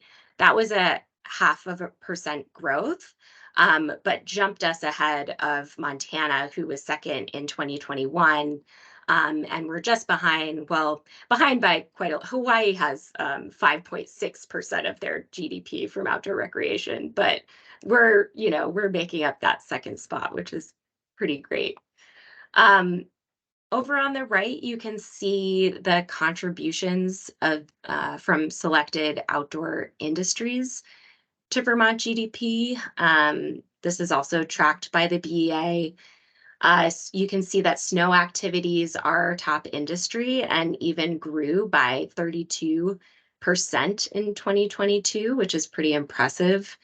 And RVing notably jumped to the second highest industry in our state, growing by 9%. I think it's notable because in 2021, RVing was actually behind hunting, shooting, and trapping, as well as boating and fishing.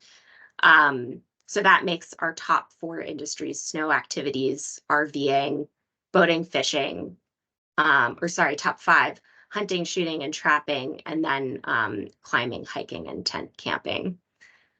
Over on the left, 15,000 people worked in Vermont's outdoor recreation industry in 2022.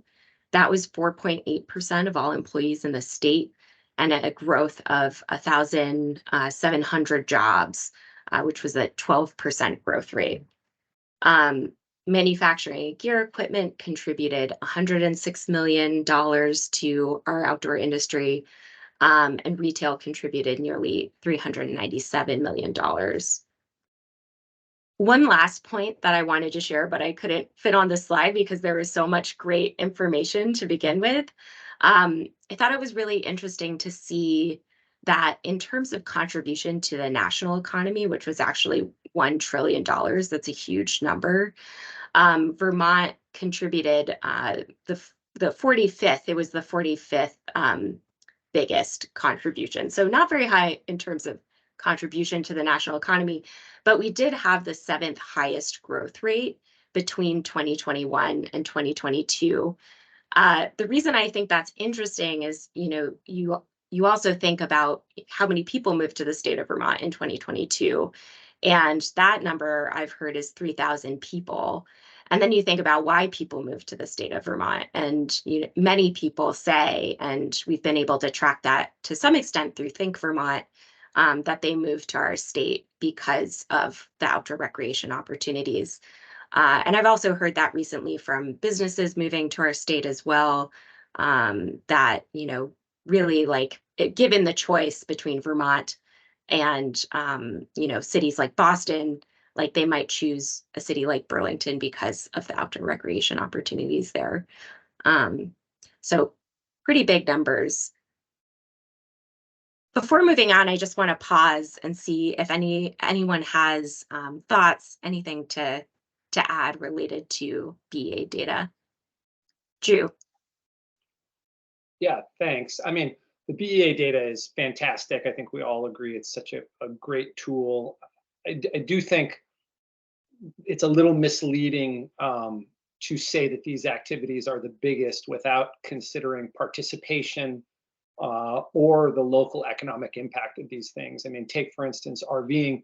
You know, one RV sold is a lot of hiking boots. You know, but it only benefits one person, and that RV sale largely goes out of state, even though it's spent within the state of Vermont. So I just think there should, you know, we just need to look at this data with a little bit of nuance. You know, the hunting, trapping, shooting number is massively inflated just by ammunition from target shooting. I mean, it's really no longer a hunting number. It's really a personal firearms number when you consider it. So, you know, I think it's great, and I think these numbers are valuable and something we should keep an eye on. But, you know, I think we need to always recognize that these are very top-down numbers, and we're sort of continuing to sort of have to fill in the ground level stuff with anecdotes and personal observations. And, you know, hopefully down the road we'll have local data that comes out at the same time as the BEA data, so we can kind of pair these things together. Yeah, thanks, Drew, for recognizing that. And I think, you know, they are flawed, the BEA data. They're not reflective of our local experience. I think the value of the numbers is over time. You know, we get to track things in a relatively similar way over time for our state as well as in comparison to other states, but definitely recognize that there are some gaps here at the local level. Sure. I mean, I wouldn't say the BEA numbers are flawed. I mean, they're legit numbers, right? I just think that, you know, when I look at the, you know, if you look at these very quickly and say you're a policy maker at the state level deciding where to invest state funds, you're going to look at RVing and be like, wow, that grew a lot. That's a huge number. Let's invest in that without considering some of the nuances there, you know, and I just, you know, as we share this information with the public, I think it's always good not to say the BEA numbers are flawed. They're certainly airtight. It's just, you know, numbers can tell you a lot, you know, but they can also leave a lot of things out. And, you know, one of my sort of big talking points on this is we still haven't cracked the code on how to connect this to public health. You know, what's a dollar in RVing do for public health versus a dollar spent in trails? You know, and those type of numbers would be fantastic to have down the line. And you know, in the last 15 years, we've come so far in sort of turning the light bulb on in people's heads about what outdoor recreation can do. And I really think sort of the goal for the next 10 years is trying to turn the light bulb on that that there's a lot of other things involved other than just what you spent on it, you know, in terms of how it impacts the community. Becca, go ahead. Yeah, I just wanted to share a couple of thoughts related to this conversation that I think are helpful to keep us moving in the direction that Drew is suggesting on how to use these effectively while recognizing the potential limitations to them. And I feel like one note that I don't know if Abby brought up, and I certainly overlooked bringing it up, is bill language that's in the process of getting drafted around funding an economic impact study at the state level. So that would be, you know, getting us data at the county level that could be really effective in filling in some of these gaps.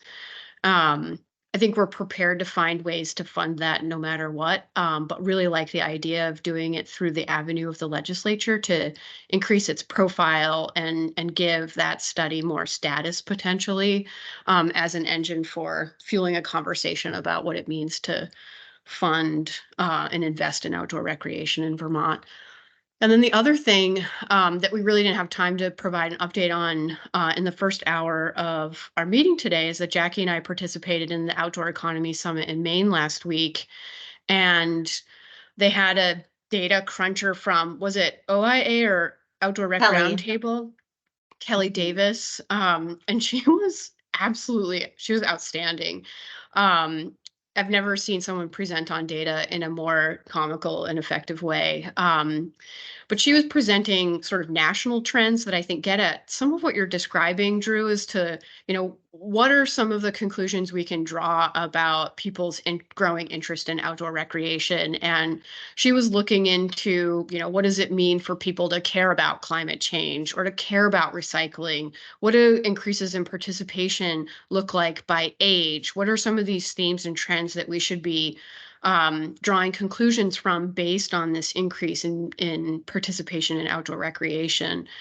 So Jackie and I have been noodling on what it might look like to have Kelly do a little bit of work for us in that space for Vermont specifically, if it's possible, because I think it would be really fun for us to take that deep dive in Vermont, and maybe it's a complement to that outdoor economic study that we look to fund following up the legislative session. So just two pieces that I wanted to add that we didn't have a chance to talk about earlier. Thanks, Becca. Great. So I'm going to move us along. If you are holding on to any thoughts, we will get to a little discussion here shortly. So feel free to bring those thoughts there as well. Okay, great. So now I want to quickly just do a review of this year. And please know these are things that stood out to me. There's a lot more work that we've done that I can think of, but for the purpose of not wanting to overwhelm you with a long list of activities and accomplishments, I didn't include everything here. But I've broken it out into a couple of different areas of our work. And the first is our legislative activity. And so if you can remember all the way back to January of this year, a couple of notable things, including Tourism Day at the State House, which included outdoor recreation as a key sector. It's really exciting to be there and have outdoor recreation represented during that day. We also provided testimony to the House Committee on Agriculture, Food Resilience, and Forestry, where a lot of these conversations and proposals for bills having to do with outdoor recreation are happening. So it was great to be able to talk to those legislators. And then we've heard about, Vermont's 30 by 30 bill. I also just wanted to recognize the passage of S100, the Housing Opportunities for Everyone, which also has is important for our outdoor recreation spaces with hopefully creating more affordable housing opportunities.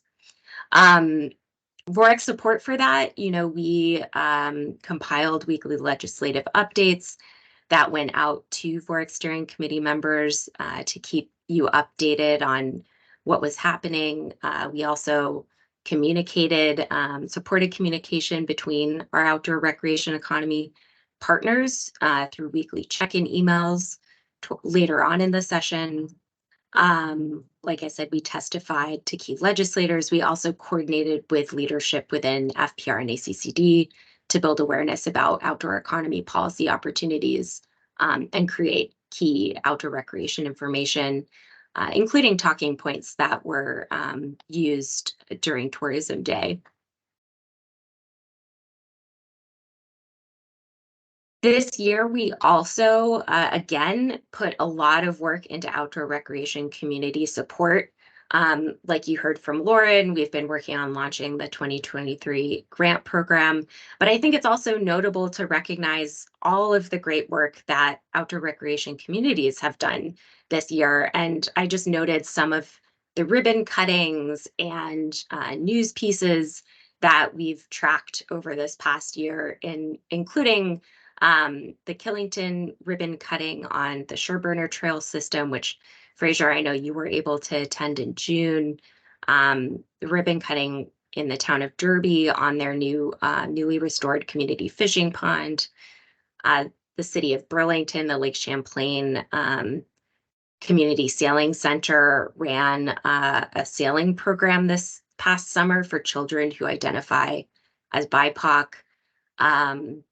As well as Ludlow, they finished their skate park and opened it unfortunately was impacted by the severe flooding, and then were able to restore it relatively quickly and reopen in early October.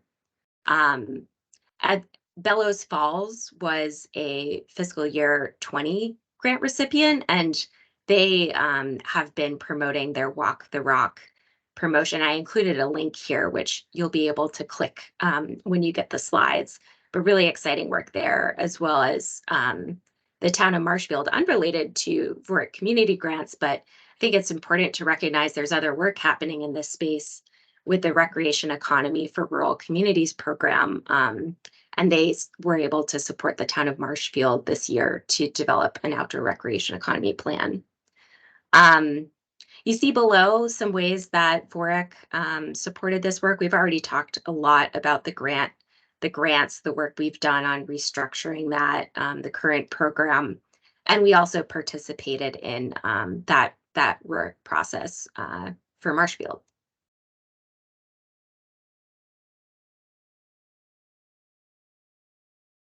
And strengthening partnerships. So this is another really big piece that funnels throughout the work that we do, putting effort into strengthening our partnerships, not only locally, but regionally and nationally. I want to point out and remind us of all of the work that went into bringing together the Outdoor Recreation Flood Recovery Work Group. I think this is a really this is a way that VOREC has been recognized over the past year for really lending some quick and collaborative support for flood response, not only in informing the emergency response, but connecting outdoor recreation partners around damage assessment and understanding funding needs. Another way that we strengthened partnerships this year was in working with VOBA and BTGC, and it's been a slow process, but we are very committed to funding some Northern Border Regional Commission funding to both organizations for organizational development, and have been working hard this year to scope out what that looks like and getting close to executing on those sub-agreements at this point. And then I've noted a couple of ways that we've been active in partnering with our national level folks, as well as our folks at the regional Northern Forest level.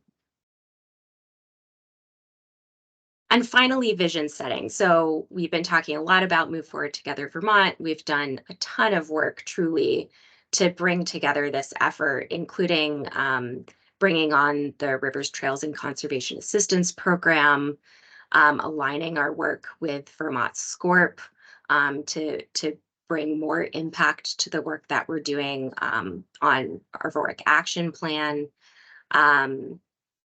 We were able then, as we heard earlier in the updates, to partner with the Vermont Outdoor Business Alliance at the Outdoor Economy Summit, as well as present at the Vermont Conference on Recreation and Trail Symposium. And then we've been heavily involved in the work for the Northern Forest Outdoor Symposium planning. All right, so with that, I want to have a short discussion, and we've got a few minutes, and it's not going to be a long discussion, but I just want to sort of use a couple of minutes to just brainstorm about these questions that I asked earlier. What excites you most about VOREC's work in 2023, and just some ideas about lessons learned or things that could have gone better. I'm actually going to stop sharing my screen so we can all see each other and look for raised hands. Becca, is your hand raised? Or is that old? I hope not. It's not showing raised on my computer. Well, I see Mike's hand. Yeah, I just want to share a comment. I think, at least in my mind, there's always been this question of, or maybe a worry of, like, what happens if an administration changes and then, like, there's no support for VOREC? Like, what's the future of it if there isn't funding? I just thought you could really see the work this year with partnerships with Trails and Greenways, VOBA, the other initiatives with the SCORP, just really, I think, showing like relevancy and then having an impact. And I think that's the key to the success, right? Of like, where do you add value in the sector, and then how do you have a bigger impact through these partnerships and collaboration. So I thought that was just a big win, seeing these things unfold. And I think that, that's how you ensure the success of the program, and it's less dependent on kind of the fluctuation that can happen in a political environment. So I thought that was really great. It's a nice job. Thanks, Mike. Any other thoughts? Reflections? I've got one. It's similar along the similar lines, thinking about the future of the work and how important it is, and so Mike shared one thought that I also had, but another one is, what's the composition of the steering committee going forward?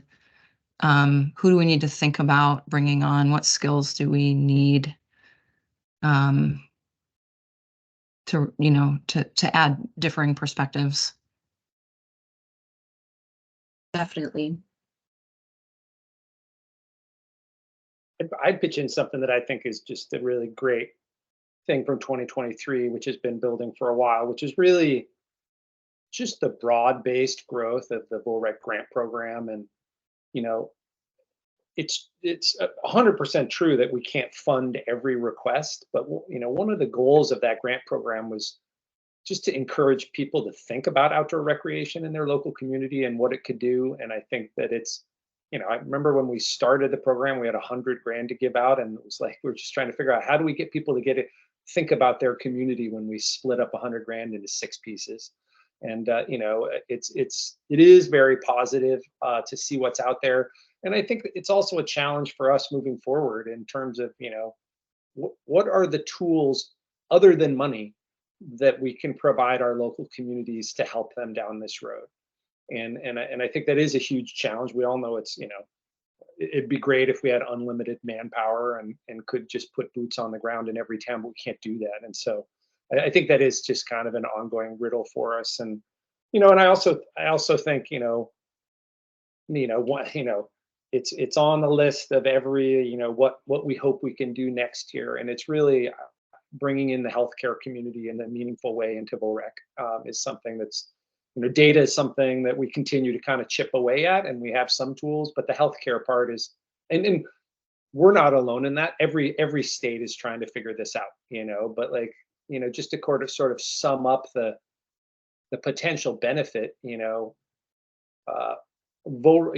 outdoor recreation in the United States topped $1 trillion this year. American spending on healthcare topped $4 trillion. So those two numbers, they're not totally unrelated, and if we could somehow connect the dots between investments in outdoor recreation being a way to defray overall healthcare costs, then we may unlock a lot of funding and a lot of exciting things. So anyway, that's just a couple thoughts there. Yeah, I appreciate that, Drew. And I think you'll be excited to know, and maybe this is a good segue into looking forward to 2024, but we are working very actively on pulling together a focus group through Move Forward Together Vermont that's focused on healthcare. I've been having conversations with the Department of Health about this, and I think it's going to be a really exciting conversation to have. So let me share my screen again. Oh, Carrie, go ahead. I'll let you jump in. Thanks. I'm going to step off my normal soapbox, and I just feel like if the VOREC steering committee and outdoor recreation economy in general doesn't join the conversation in a full way, and I'm not saying we haven't, but the conversation around housing is not going away anytime soon. And normally I'm, trying to advocate for the appreciation of the fact that our trails are where people recreate, but if we're never going to succeed if we don't figure out where to house employees and staff as we look at this as an economy and not just as a set of activities. So that maybe that is launching into looking forward to 2024 as well. Yeah. And I agree, Kelly. I think some of the work we're trying to do through the focus groups as well is to connect with folks at the Department of Housing and Community Development. And I think that we really aligned there in trying to understand, the nexus between outdoor recreation and affordable housing, as well as through other really important work that's happening through 30 by 30 and other places. So I think that's a place where we need to, I think that's where we need to lean in is the 30 by 30 conversation and the work that the NRB, ACCD, and others are doing to better understand where we can balance our goals of maintaining the landscape that brings people here, but give them a place to live. I think it's going to be the next best place that we show VOREC's relevance by being a place for that conversation to make some strong advances in an incredibly complex environment. And I being love able to preserve and protect that the landscape that makes Vermont exceptional and have places for people to live and enable them to come and move and work here and stay here. So totally agree with that perspective, Becca. Thanks.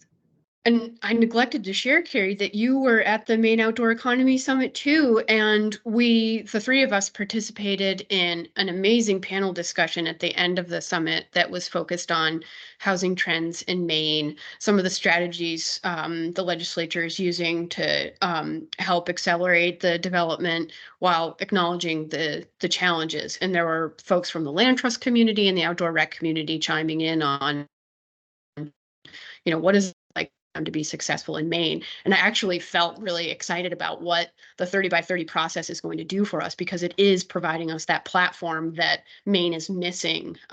So maybe they'll, peek over the border and check out what we're doing next year as opposed to us visiting the coast of Maine last week. yeah.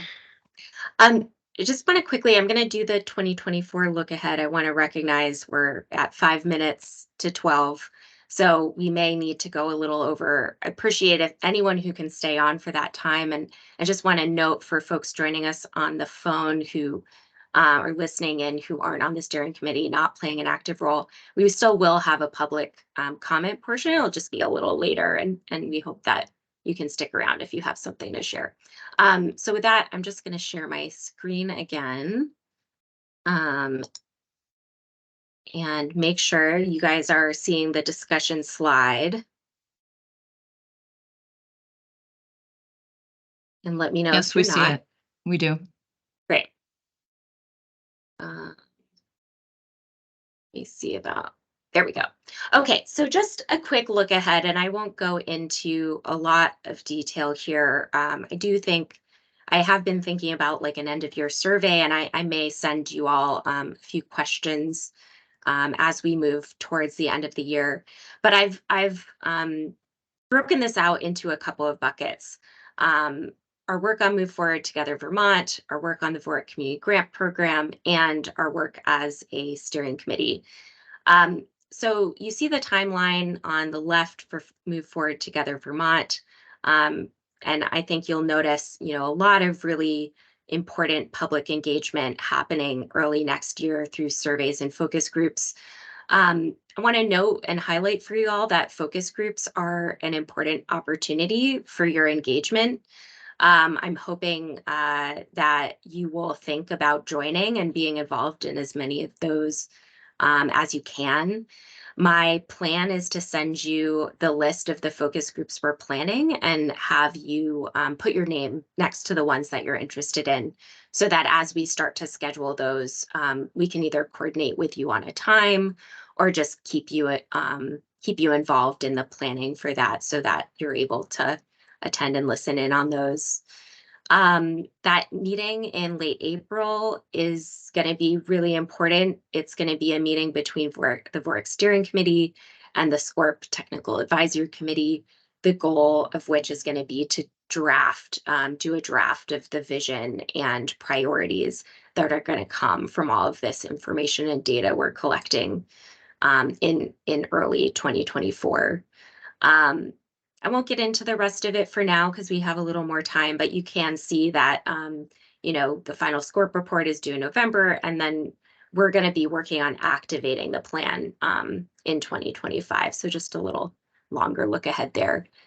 Lauren went through the timeline for the VOREC Community Grant Program, so I won't cover that again, but just want to provide a reminder that there are those opportunities to help with scoring, to help with the review committee.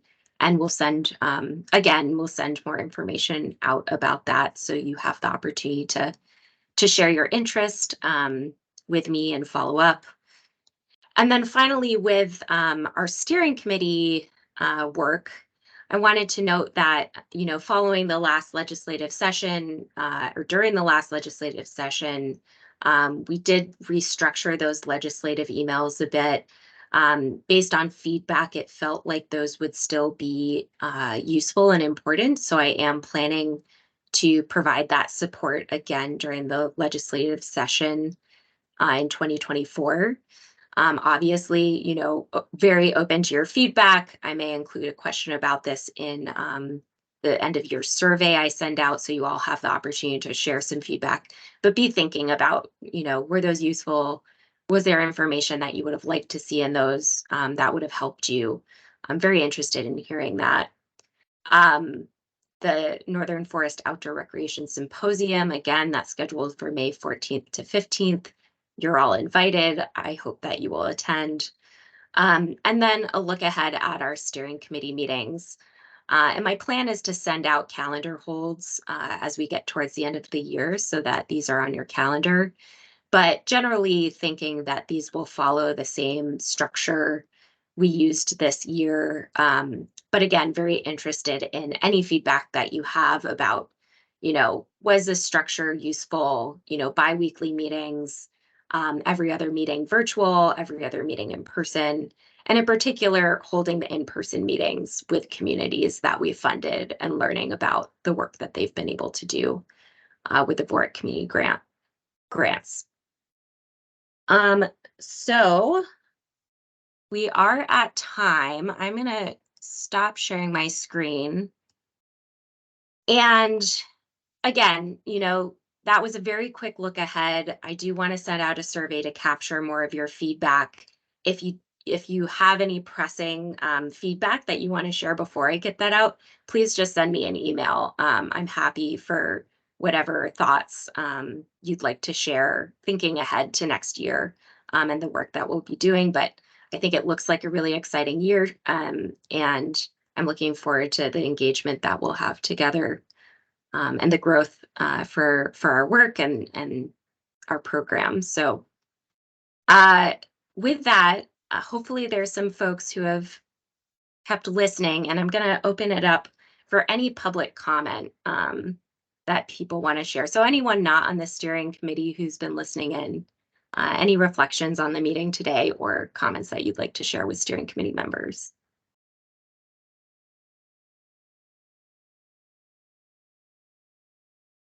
I see Tommy. Thanks, Jackie. I just want to echo again, thank you so much to VOREC for working with us when it came to the motorized issues that we had around the trail networks. That was a great conversation. And I just want to echo our appreciation to at least let us do an application to try to get some of our networks back up and running. Thanks, Tommy. Molly. Hi, everybody. Thanks for a great meeting. A lot of great information shared today, and thanks for all the great work. Just a couple highlights from the ski industry. I know we're at past time, so I'll keep it short, but we've had, a strong start to the season. Killington hosted another very successful World Cup event showcasing Vermont nationally and internationally. We'll have more areas coming online, certainly as we head toward the holidays, but so far a really solid opening. Our members are reporting better success with staffing, particularly local recruitment. So that's really good to hear. Our office hosted several fall media events in New York City, Toronto, and Boston. We hosted about 100 media influencers and content creators. Those events help connect our members and VDTM with new contacts. And we're now working on hosting some of those media contacts over the season ahead. We were down in DC earlier this fall with NSAA, meeting with our congressional delegation, thanking them for the climate legislation that was passed, urging them to make sure that it is fully funded. As we've heard, there's some, issues potentially with that. So, and we're gearing up for Safety Month next month in January. We're working on some workforce development programming as well. Just putting a plug in for our 5th grade passport program. It's 90 days of skiing for 5th graders for just a $30 administration fee. And there's information on our site about that. We're trying to get the word out more about that. And we're working on finalizing our legislative agenda. And of course, Act 250 and housing will be central to that. So just wanted to share that, and great meeting. Thank you. Awesome. Thanks, Molly, for sharing that update. Frank, welcome. I know you joined a little late.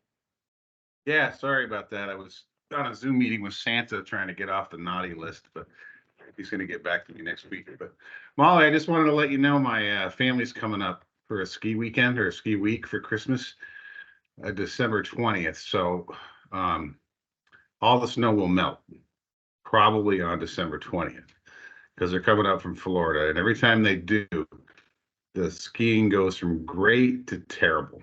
But so I'm really just joking around. But when we got talking about skiing, I just thought it was funny. I was just like, oh my God, that's right. My family's coming up. So that means we're going to have torrential downpours and all the snow will go away. But anyways, a little humor for Christmas. Thanks, Frank. I feel like that day after Christmas is always the best kayaking of the year. In Vermont, for sure. All right, well, I'm going to wrap us up. I just want to make space for any other business if anyone has anything else they'd like to share that we didn't get a chance to cover. All right, not seeing any hands raised or people coming off mute. I'll adjourn us, and thank you guys so much for the extra time and all the hard work this year. Really, it's been quite a big year, and looking forward to 2024. I hope you all have good holidays. Thank you, Happy Jackie. holidays. Thanks, everybody. Thank you, Okay, everybody, Jackie. take care. Thanks, everyone. Thanks, everyone. Bye. Thanks, Jackie. Bye.